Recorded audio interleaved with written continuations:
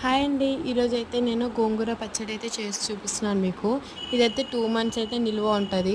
So, దానికోసం నేనైతే 20 ఎండుమిర్చి తీసుకొని, ఒకటి ఫుల్ సైజ్ ఆఫ్ మన వెల్లిపాయలు కూడా తీసుకొని వేయించుకోవాలి.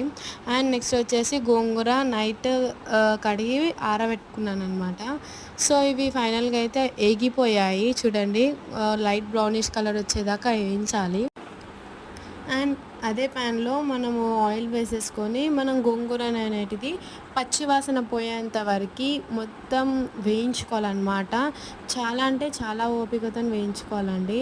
చూడండి ఇట్లా ఆయిల్ పైకి తేలేటట్టు వేయించుకోవాలి.